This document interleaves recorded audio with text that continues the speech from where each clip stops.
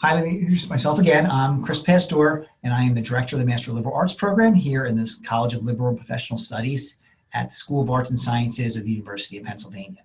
I'm joined by Amy Mulhern, a recruitment specialist, who also works very closely with many of the students that are interested in the MLA and some of our other graduate and undergraduate degree programs and non-degree programs. So welcome to the School of Arts and Sciences, the College of Liberal and Professional Studies, and the Master of Liberal Arts program. The program director, I've been the program director for about 12 years. I've been at Penn for 26 years, so half of my life. I earned my PhD here in the history of art.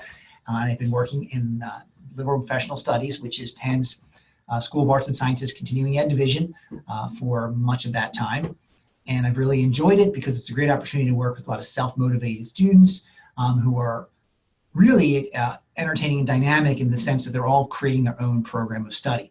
That's not something you get to do in many other graduate degree programs. It's also great because then I have a chance to work with a lot of my faculty colleagues on helping build our roster and make sure we have a good range of courses in a variety of topics and disciplines that you can take as part of your interdisciplinary MLA program. Some of the things that are really important to remember about the MLA is that it's an interdisciplinary master's degree that you can pursue in a variety of ways, full-time, part-time. You can come to campus and you can even take some classes online now. It's a 9-course unit interdisciplinary master's degree where you create your own unique course of study. You develop your own concentration or theme that matches your specific interests.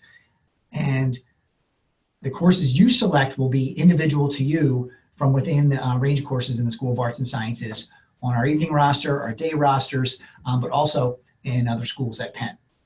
After learning a lot of different things related to your area of study in your different courses, you'll then take some of those disciplinary methods, some of that content you collected, and you'll figure out how to pull that all together in a final written paper, an MLA Capstone project that you complete at the end with the support of 2 faculty readers. So this is an interesting program because we don't tell you what to take. You tell us what you want to learn, and we try to guide you towards departments and faculty and programs that may have courses that are relevant to your own unique individualized course of study. Now, why would you do an MLA degree? People often ask this because there are a lot of different options out there. There's been a proliferation of graduate degrees, both across the university system in the United States, within the Ivies, even in the Philadelphia region. There are tons of new degrees every year. The MLA is kind of great because, as I said, it's a unique individualized program, but it's a program that you can tailor to your interests both in terms of personal and career plans. What do you think your life trajectory is going to look like? You can build an MLA to help you move further onto that trajectory. It can be a really great opportunity for professional development. We have folks that are moving diagonally or sideways or career changing, and the MLA is a great way to figure out how to make sure you have that skill set, you have the right tools that you need to move in a new direction. It's also a great option because you create your own focused course of study. It's not just taking classes for fun, it's taking classes for fun, but with an outcome, with a target goal of creating a real strong, robust knowledge base within your concentration area, of getting a bunch of different methodologies and disciplinary tools to figure out how to advance your research agenda, to write a number of graduate papers, make presentations, develop a final capstone project, all within your own unique individualized concentration. It's a great way to network. You can get into the classroom or you can get into the online virtual classroom with excellent faculty, with a variety of other like-minded students. They may be different ages and from different backgrounds, but they're all going to be your peers in this graduate environment. It's also a nice flexible program, which is our watchword, because of our full and part-time options, and also the opportunity that you have to take courses in a variety of different ways and figure out how they work by putting them together yourself. For a lot of people, they want an MLA because you need a master's degree as a professional credential to help yourself move forward professionally. So this can be a great thing because you can get a graduate degree so that you can meet the advanced degree required kind of thing on monster.com or any other website that's processing your application for a job, but it can be the degree you want as opposed to a degree that everybody else in the marketplace says you should have. And it's also great because we're an Ivy League program, which means that you'll be facing all the academic challenges and doing things at the rigorous level of a Penn graduate program. The other thing is when you come to Penn, you're at America's first university. Now, people debate the start dates of a lot of things, but in the long run, Penn goes back a long time. Ben Franklin and other leading citizens in Philadelphia decided that they wanted to create a university that was different than the kind of universities that they had known either in the old country, in the British system, and the other educational enterprises that were happening here in the States. They were generally for the elite, oftentimes seminars and things like that for religious education. And Penn was designed to really create a way for people to study a broad range of subjects, really what we think of as the liberal arts, to make sure that they could be good citizens, and also to push the boundaries of research and knowledge. Penn has tremendous libraries, over 12 million volumes. We have writing and academic support. We have tremendous electronic and digital resources for research and coursework. There are also a lot of great opportunities at Penn within all of the different schools and within individual departments and labs to carry out research. There are also great opportunities for you to do lots of research and develop really outstanding papers as a graduate student. Penn School of Arts and Sciences is one of 12 schools. The other 11 are professional schools that range from the Annenberg School of Communication to the Social Policy School of Social Policy and Practice, maybe from the vet school all the way back through to the School of Design. Your MLA allows you to take classes in the other schools as part of your program, which makes it possible for you to really create an original program of study that covers a range of areas and helps you even connect things like professional skills to your liberal arts study. If you're in the MLA program, you can really grow. You can really explore and experiment across liberal arts and across a wide area. SAS has tremendous breadth, 26 departments, 22 interdisciplinary programs, most of which offer graduate programs for PhD and master's level students across the liberal arts. Our faculty are outstanding teachers, outstanding researchers, and they really allow you to dive into your program of study and to make sure that you really want to get the things that you came here to take away from your program. When you create your own concentration, you're determining your own unique focus in your course of study.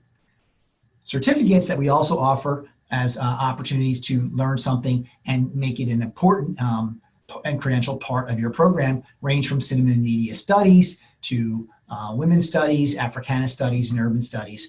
And these are graduate programs that have offered certificates to people who are coterminously earning other master's degrees here at the university.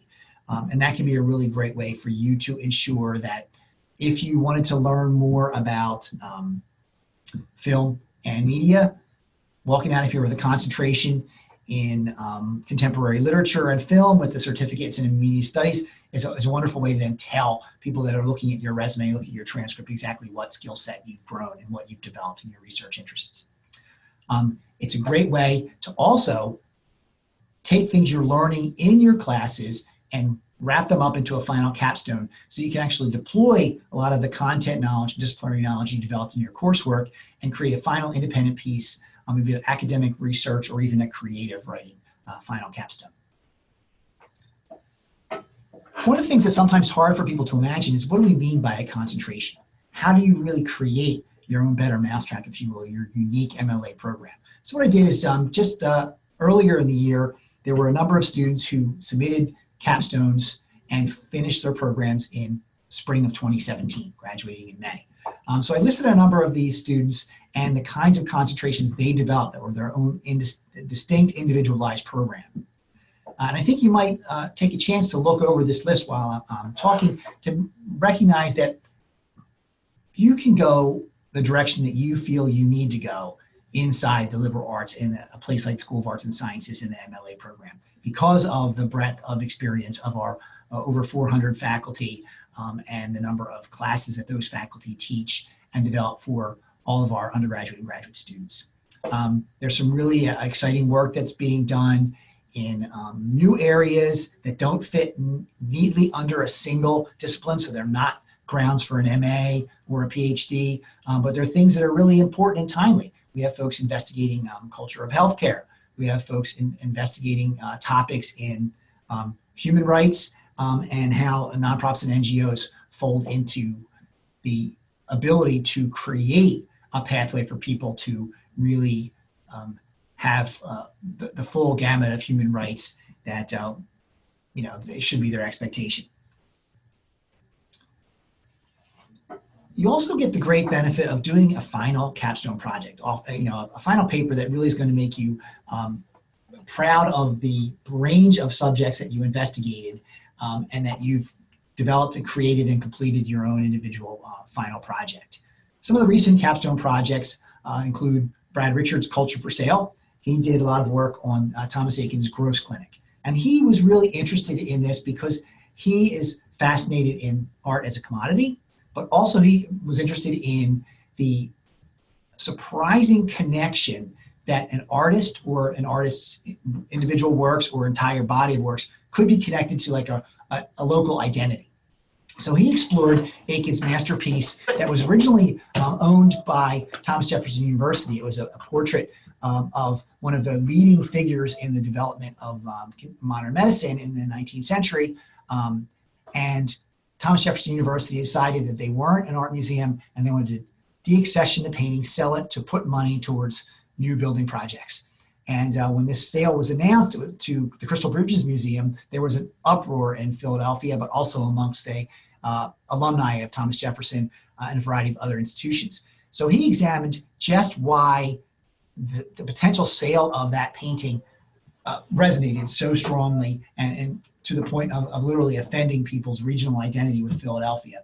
So he connected that to the rise of art as a commodity, to sort of parochialism in terms of cultural heritage, what style means, and figured out a lot of things that help us better understand why Eakins' Gross Clinic ended up staying in Philadelphia and why the Philadelphia Museum of Art and the Pennsylvania Academy of Fine Arts came together in a joint purchase to co-own this painting that they'll rotate between their collections. And to do this capstone, he created a concentration in art, culture, and society and took a variety of things. A course on Medusa and the Power of Vision from Visual Studies program, Cultural Heritage and Conflict, which is an important course offered by the Penn Cultural Heritage Center as part of their Cultural Heritage Management Certificate. A course called Fake, taught by Professor Gwendolyn Shaw, that talks a lot about when does a painting have meaning and how that meaning of something may be impacted by a painting once we know that it's actually a copy or a fake, not painted by the original artist who was attributed.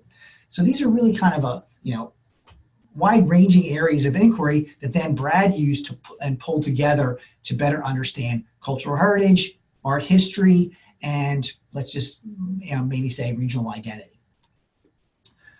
Another recent graduate, Yitian Sun, was a Chinese student who came to Penn in the MLA to investigate global studies, which is one of our increasingly more popular concentrations or certificate programs.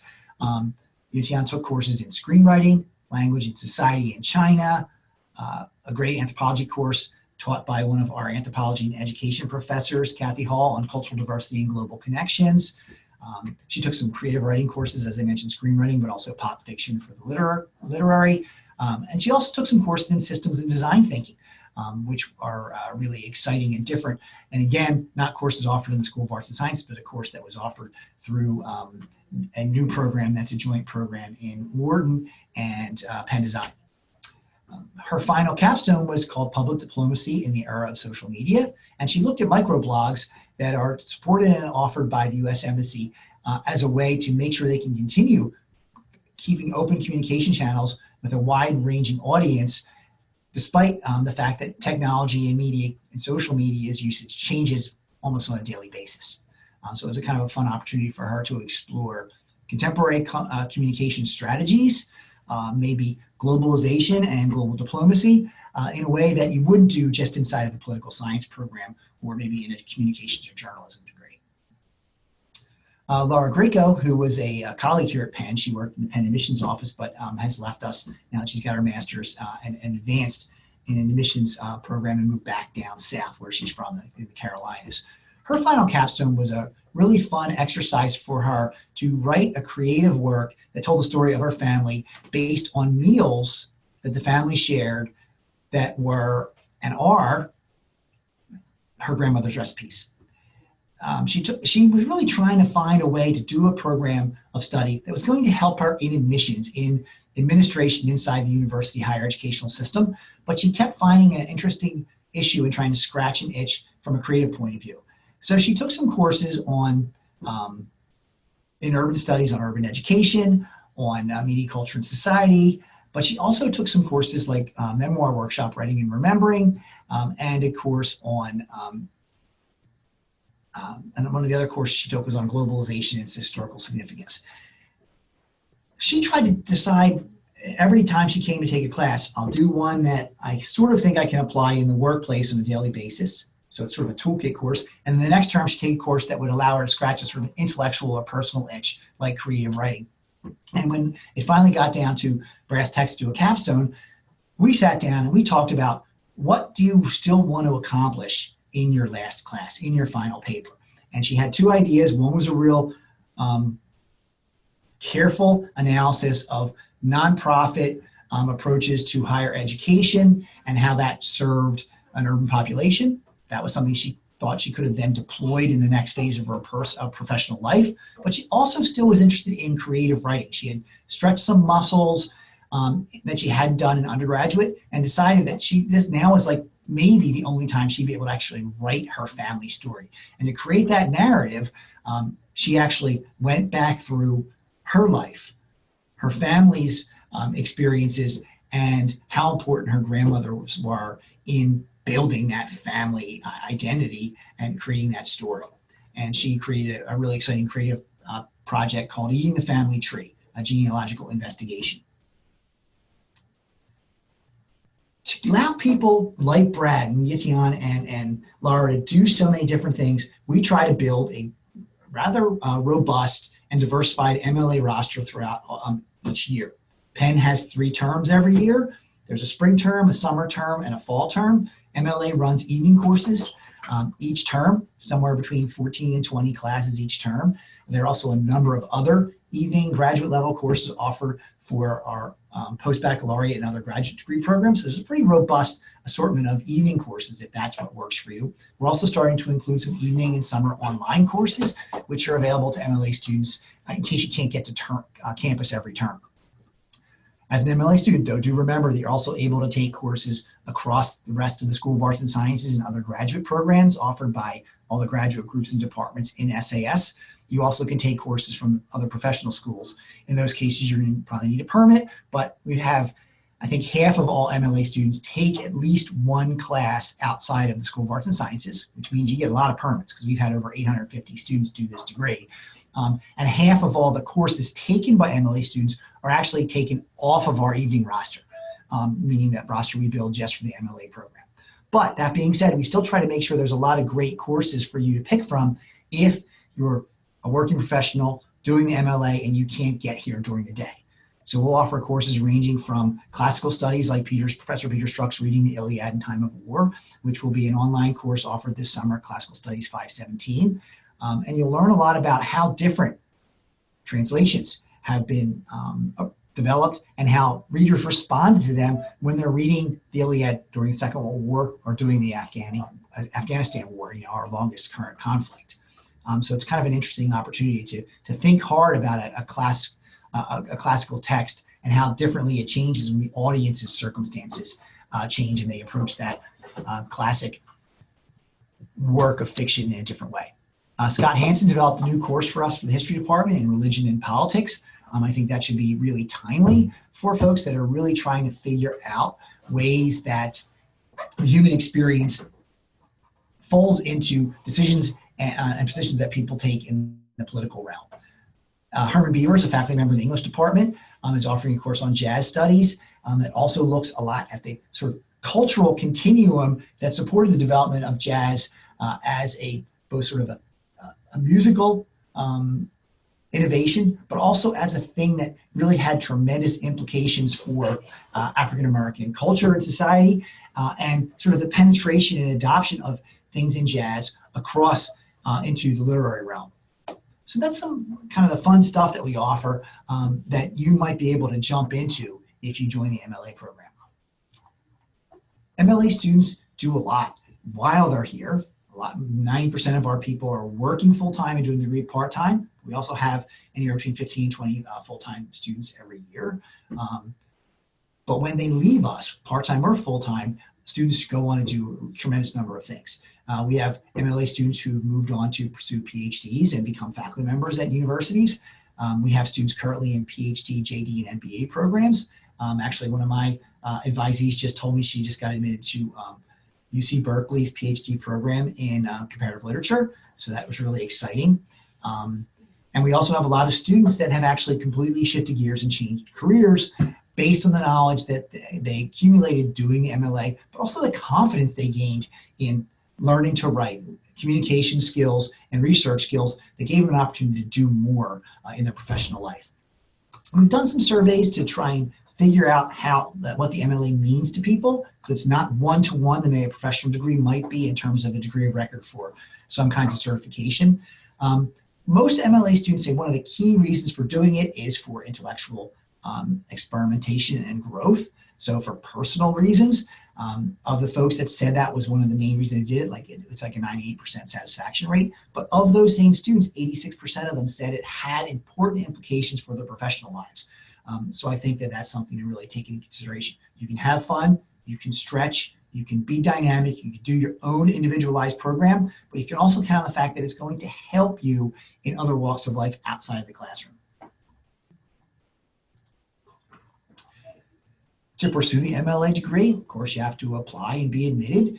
The application requirements are something that we always need to keep out in front of us.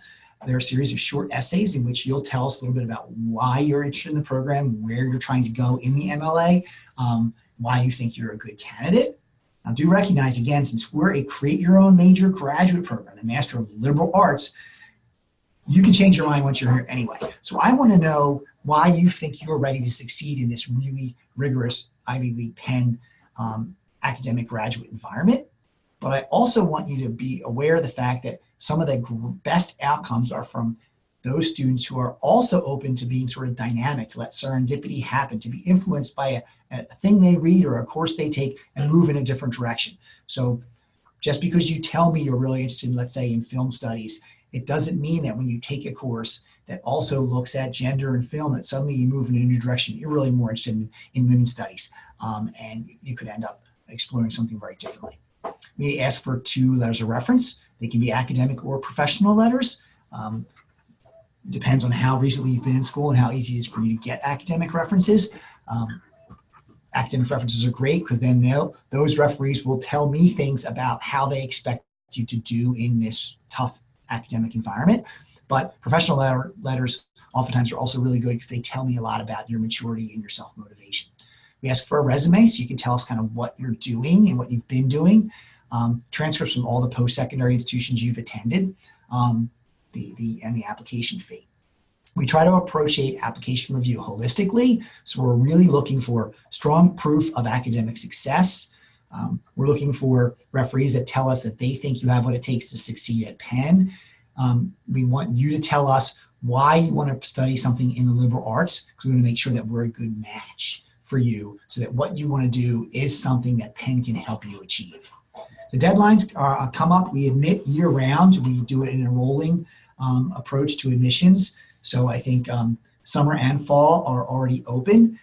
So you can apply now for fall, but you can also still apply for summer 2018. Term will start in May. The deadline for that May start is April 1st. And the deadline for fall 2018 is July 1st. So you still have time to think about what you're trying to do, but you don't need to wait until the fall deadline to submit if you want to do fall.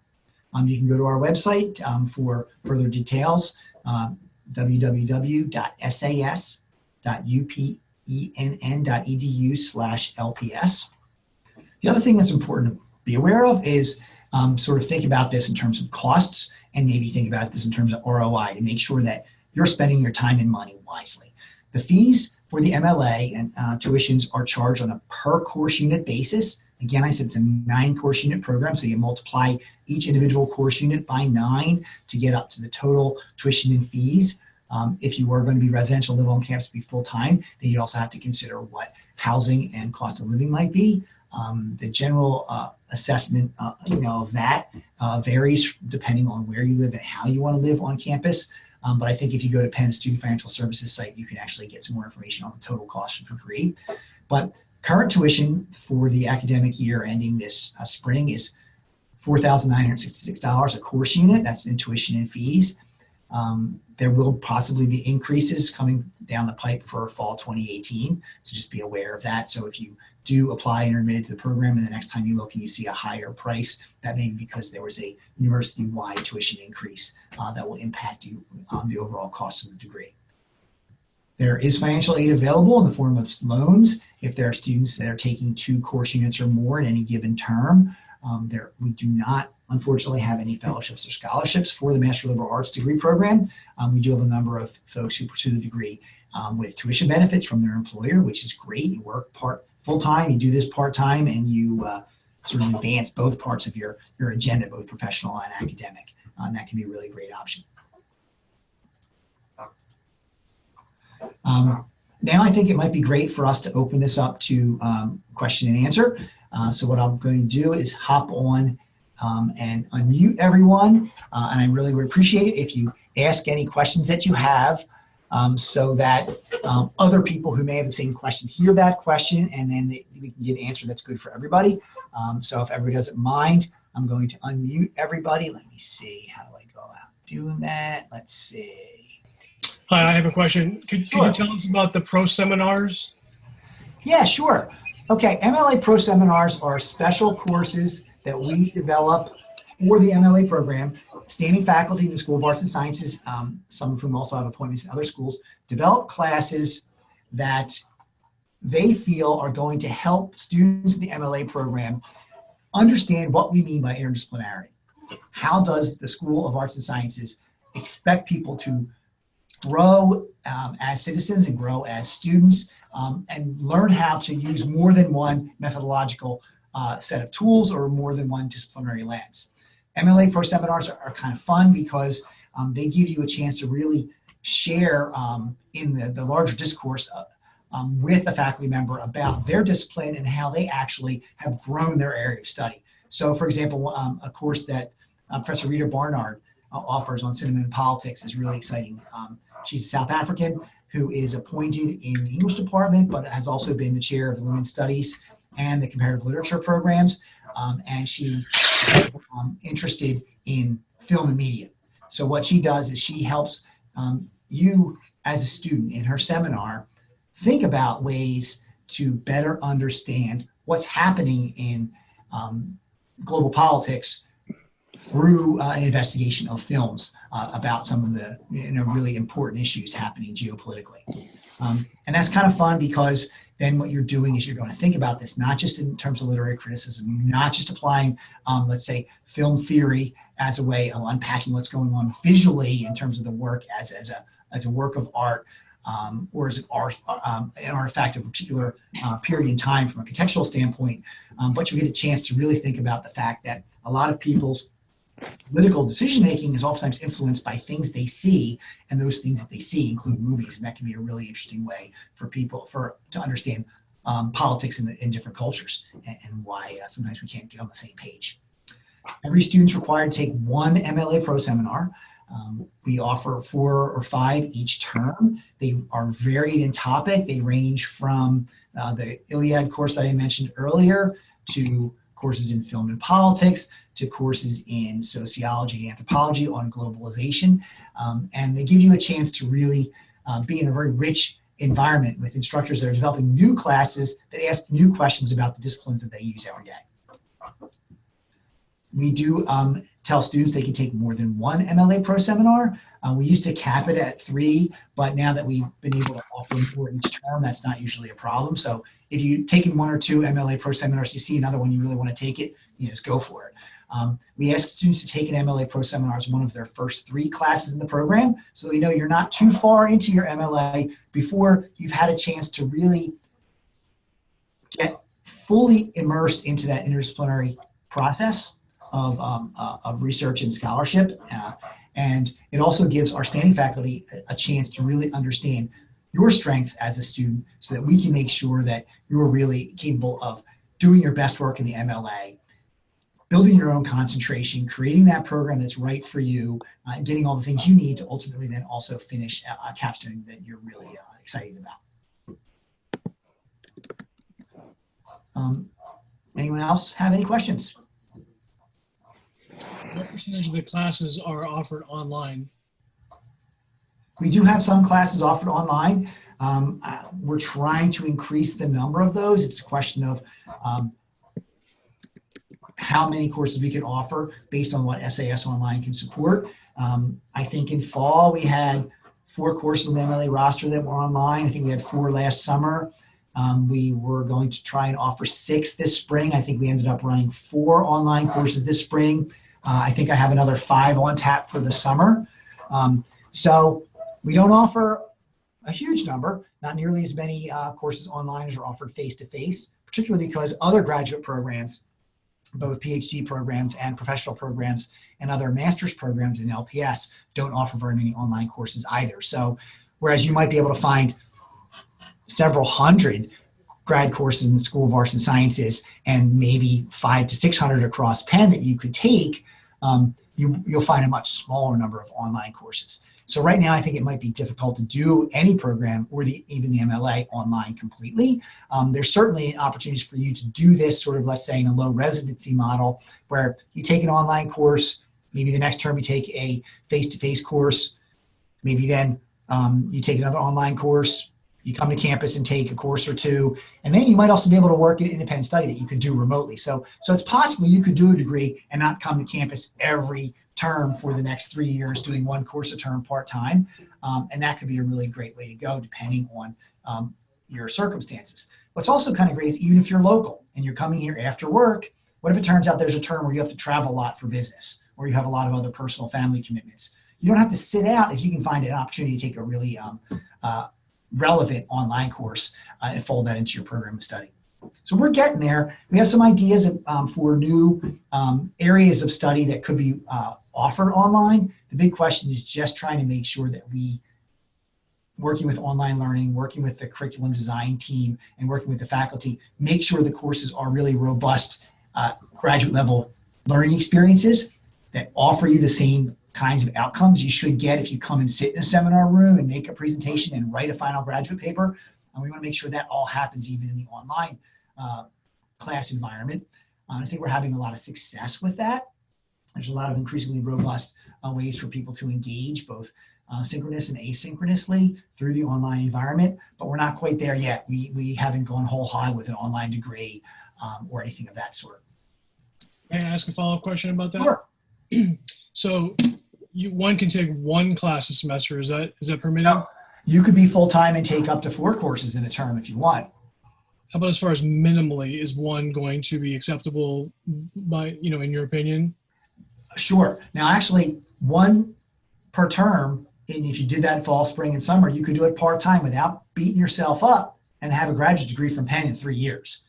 Now, you don't even have to do that, though. We have a lot of folks who, and life gets in the way, but also you have to prioritize based on what you can handle based on the other things that are on your shoulders during the course of the year. I've had folks take 1 course a year and do this over 9 years because one of them coached a sport for their kids, worked full-time, so that the only thing they could do was they could take classes every fall. So you take 1 class a year, right now you can stay active because we have not yet been required to create a time to degree clock for the Master of Liberal Arts program. So for 26 years, this degree's been alive. I guess it's 26 this fall. We've never been forced to have someone stop studying because they hit a maximum time, the way you might in a PhD program or some other professional master's degree programs that have time to degree clocks of 2, 3, or 5 years. I can't guarantee you that will stay because there are some issues with students staying in programs too long. We don't have that problem, I think, in the MLA, but I've been fighting that imposition of a time to degree clock for a number of years. So if you took, 2 courses a year, take a term off, as long as you come back and take a course the next year, you're okay in my book, and you're okay according to Penn's policy for the MLA program. So 1 course a term is a good way to go. We do have folks that do it part-time, take 2 courses, maybe 2 terms, and they maybe take 1 course another term. It all depends on exactly how much time you have to get that reading done. Because if you're taking a grad level course at Penn, expect a couple hundred pages of reading a week. Expect to be asked to write a 20-page term paper for every graduate seminar. So that's really important to be aware of and go into this with eyes open. What's your capacity for taking in information, for doing the work each week, to be prepared to participate in a seminar? Because the more you can put in, the more you can get out of each class. How many course units have to be completed, and is it possible to complete them in 2 semesters? Okay, you need to finish 9 course units, right, to get the MLA degree. That 9th course unit is normally the Capstone project, either done as in a Capstone seminar class we run or as a Capstone independent study project. So you need to finish 9 course units. It could be done in 2 terms, in which case you might take the maximum course load of 4 courses in 1 term and then take 4 courses in a 5th course unit as the Capstone. No one has ever successfully done that. One student tried to do it in 2 terms. She ended up taking incomplete for her Capstone, had to finish it later. So I usually recommend to people, you may actually have a better experience if you don't try to finish this too quickly.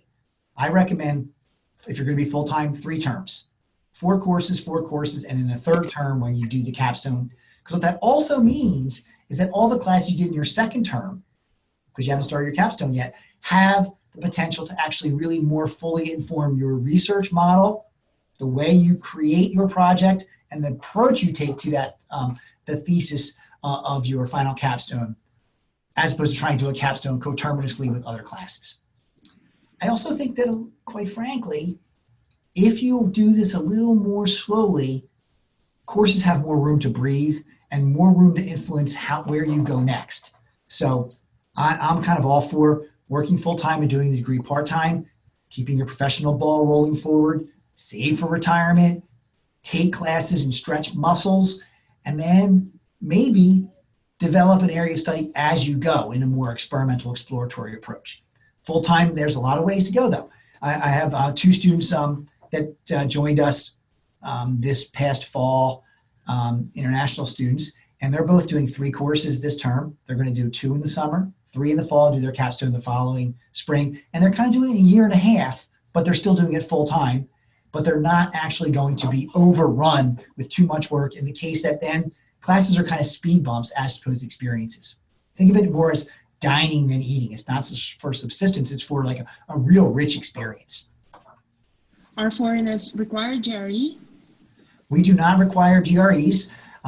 This program, when it was first designed for working professionals, for adult learners, we knew that a lot of people were going to come back to study after 5 or 10 years away from school, from many years past their undergraduate degree. So we decided we'd rather, as I said, to admissions, approach this holistically and not worry about sending you back to take a test. So we don't require GREs. If you've taken them and you did brilliantly well, please share your scores with me because that's a great data point, but you don't have to.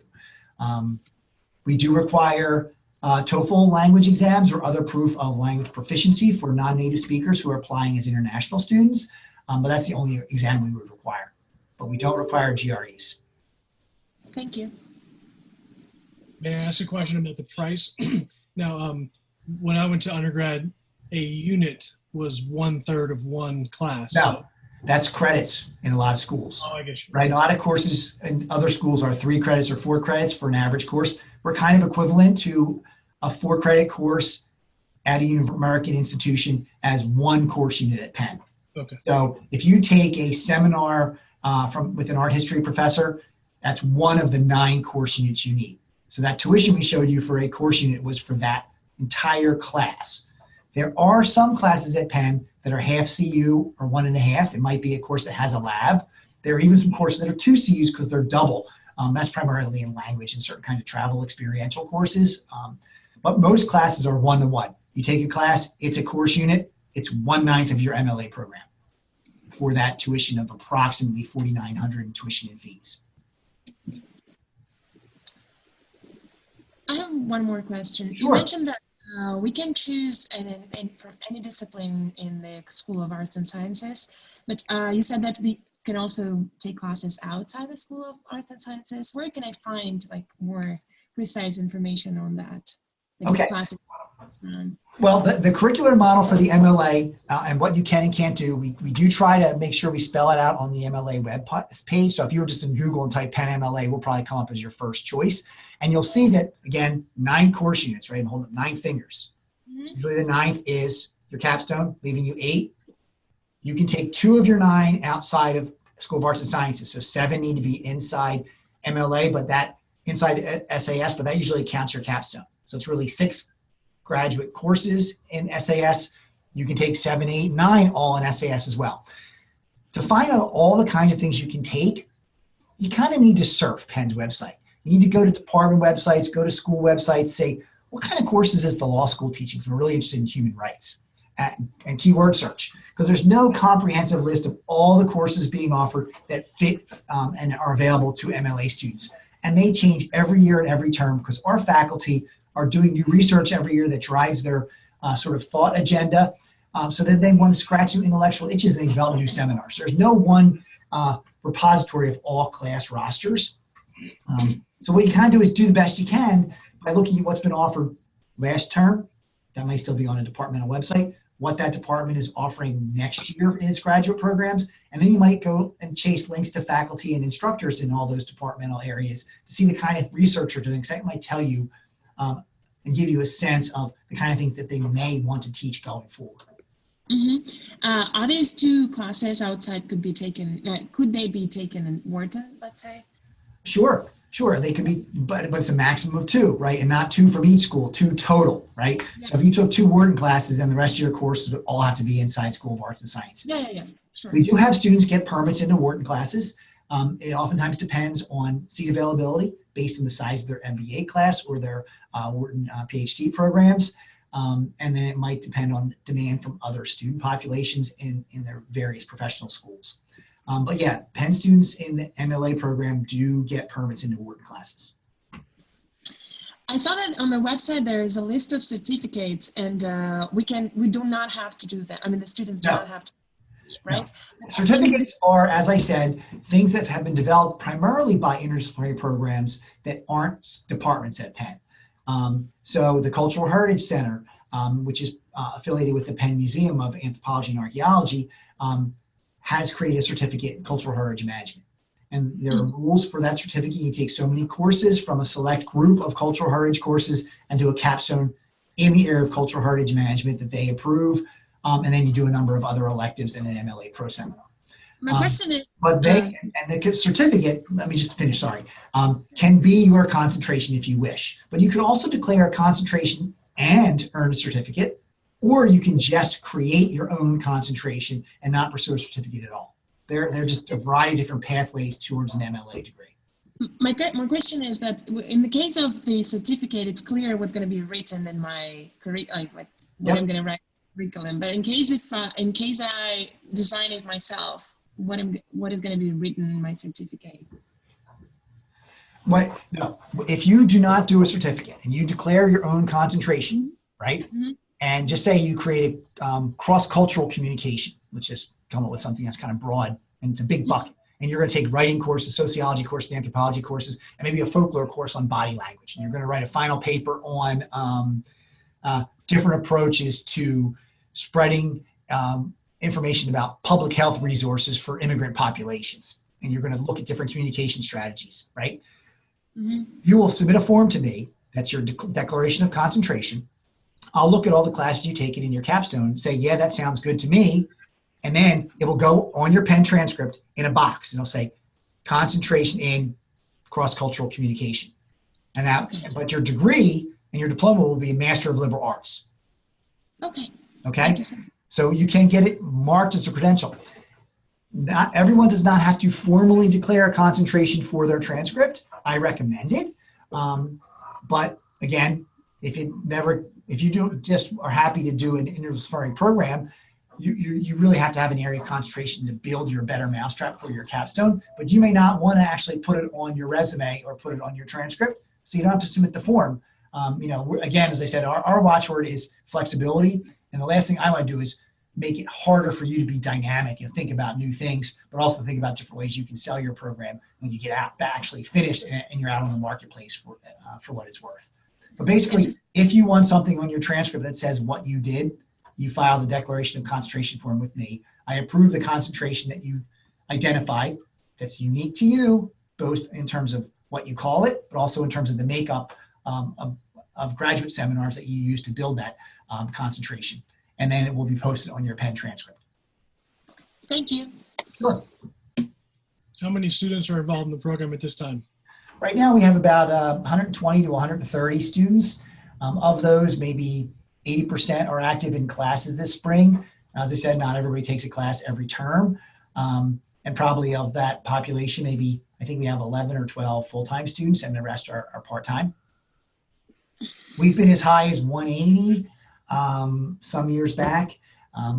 Again, as the number of professional and graduate programs has grown both at Penn and in the Philadelphia region, I think that there's a lot of competition for everybody's educational dollars, if you will.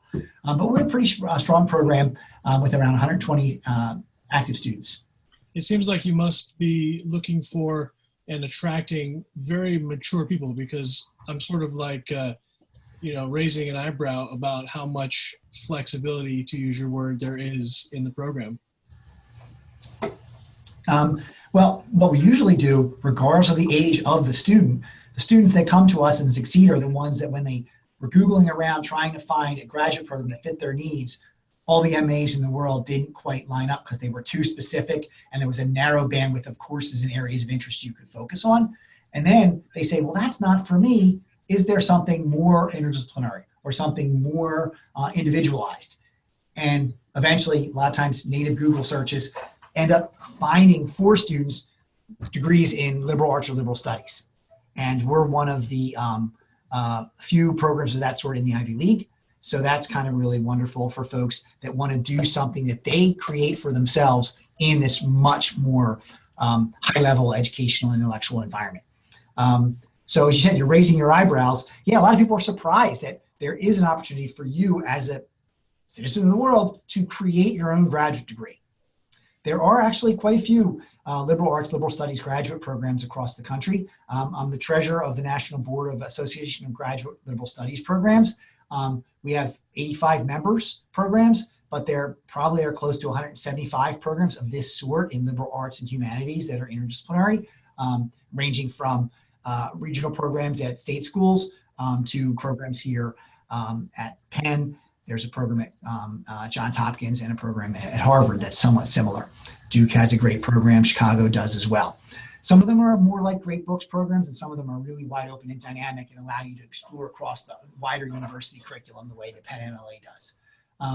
Oftentimes, students coming right out of college have a hard time getting used to being their own boss of their curriculum. You're sort of the driver, and I'm the backseat driver. I'm your sounding board. You bounce ideas off me of where you're trying to go 5 or 10 years down the road, and we think about the kind of things you could study to help you get there, what your capstone could look like, but you're sort of the boss of that. And that works really great for people who have a wide-ranging intellectual body of interests, previous success in a tough academic environment when they did college or other graduate degrees previous, but also that have sort of learned that other people aren't going to tell you what to do and when to do it in your professional life. There's a lot of expectations on it for you to figure out how you're going to get from point A to point B. And the MLA is all about you kind of being in charge of that. But we've had some really great 22, 23, 24-year-olds in this program. And actually, it's been kind of nice for them to be in classes with PhD students and other MLA students from across the diversity bandwidth in terms of demographics, race, and ethnicity, as well as age. So we've had students in their 70s, students in their 40s. The median age is probably, I think, around 33 for current MLA students. I see someone typed in if we're accepting MPhil students. We do. We have, I think, 8 MPhil students, Masters of Philosophy and Liberal Arts, active this spring term. It's our high watermark for that program. Originally designed as a degree in which you could go further from the Penn MLA and explore maybe topics you did as part of MLA concentration at the level of a final thesis by taking the additional graduate courses in the MPhil program. We do now admit students from other Penn graduate programs and also people who have completed graduate degrees outside of Penn, as long as they can prove to us that they have an academic interdisciplinary persuasion and proof of that in their previous degrees, and that they're ready to take 5 grad courses and write a robust thesis. So we are accepting MPhil applicants. The big question may be exactly what you're bringing to the table and how you're going to prove to our MLA faculty committee, which is the admissions committee for the MPhil program, that you're ready to roll to further explore a much more, let's say, tight area of study inside a Master of Philosophy program to prepare to write a rather extensive thesis. Sorry, as a follow-up, do you consider an MBA to be a degree, a master's degree? Well, it's certainly a master's degree, right? Of course, we accept that. The question may very well be, if you did an MBA in finance, and your undergraduate degree was in accounting and business, you might have a hard time convincing us that you're ready to do a liberal arts, a Master of Philosophy, and write a thesis. It might depend on exactly what other kinds of things you did, both professionally, and then how you explain what your trajectory was inside that MBA program. Now, if you were a dual major in political science and Spanish, and then you went on and got an MBA, and then you talk a lot about other activities that you've done, and you want to do an MPhil that talks a lot about micro-lending and how that works in different global scenarios based on cultural constraints, that might be a program you could build in MPhil, and you may be able to sell that to our admissions committee. It'd be easier to sell yourself an MPhil program if you were a history major and then you went on and did a, let's say, a degree in global human rights, and now you want to come and explore, different issues in urban policy in the MPhil program. But I think it's up to you to sort of make sure that we understand that you have a good, strong foundation.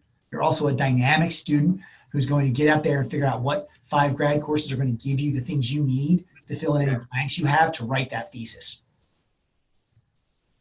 Okay, that's interesting because my undergraduate degree is economics. Okay. And so there's some, and I've been working in the finance industry for a long time. So I'm really trying to explore the idea of financial sales, which is another derivative of sales in general. At least that's my general idea. So maybe probably just putting pen to paper for you on how I'm thinking of it will confirm whether or not if an MPhil is the right.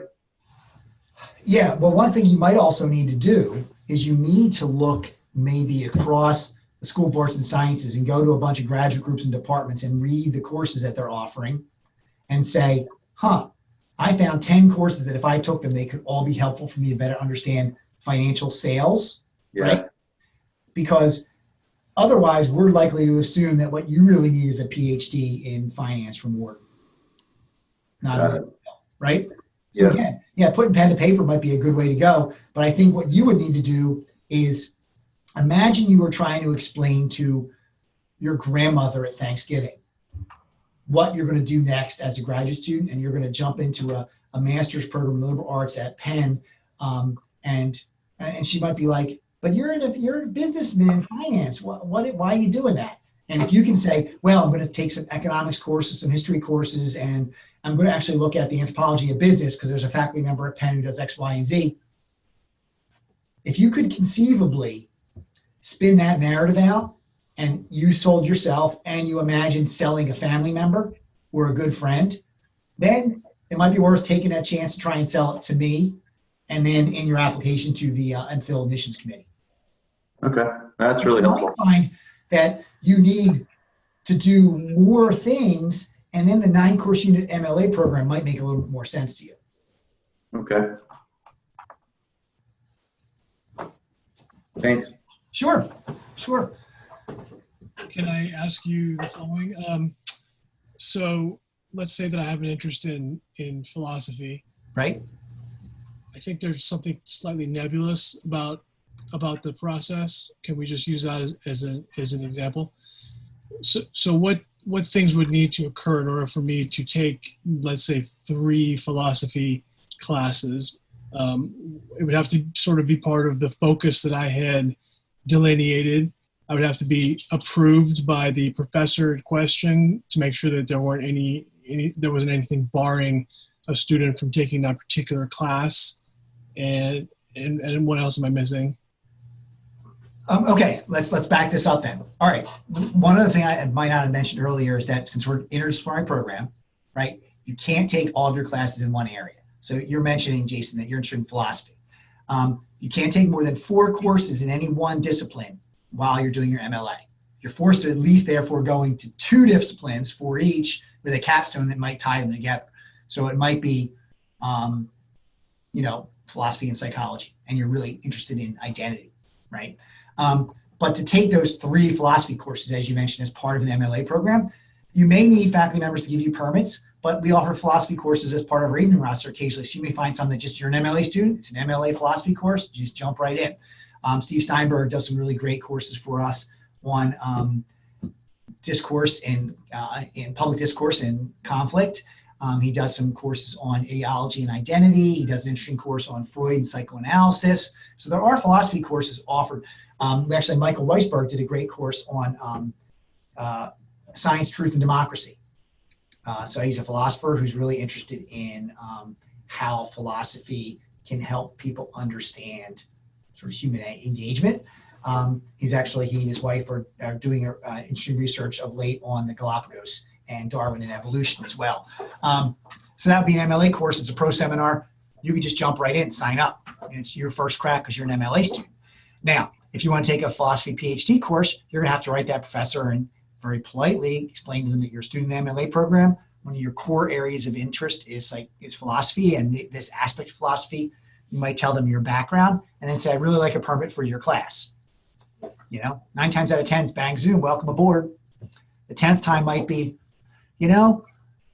let me hear a little bit more about really what you're going to bring to the table in this class to make sure that this is going to give you what you want. Because there's somebody trying to match it up from a fit standpoint as well. So there would be philosophy classes taught, quote, within the MLA program rather than outside of it? There are some, but philosophy courses are offered for other PhD programs and for undergraduate and graduate programs. And if any of those are 400 level or higher, there's no reason you can't try to take them. Okay. Most of them would be during the day. Our courses are on the evening roster. So it's going to depend also on how you work in terms of time flexibility. Thank you. Okay, well, I think that might wrap it up for us today. I really appreciate you guys joining us, and I hope we answered some of the questions you had and helped you better understand what your options might be inside the Master of Liberal Arts program here at Penn. If you have any questions, you want to follow up with LPS, you can certainly call our main number, 215-898-7326, to set up an appointment with me or with Amy Mulhern. Again, I'm Chris Pastor. I'm the director. I'm happy to talk about any of the curricular questions you have, ways you could slice and dice an MLA to make it work for you anytime. As I said, there's also a lot of great information on our website and on other Penn departmental websites for classes and what faculty expertise and areas of interest are. So I really think it's to your best interest to go out there and really dig, turn over rocks and find all the cool stuff that people are doing here at Penn and the great classes you can take, and then figure out if there's a way that you could pull that together into your own unique individualized MLA program. Thanks, everybody.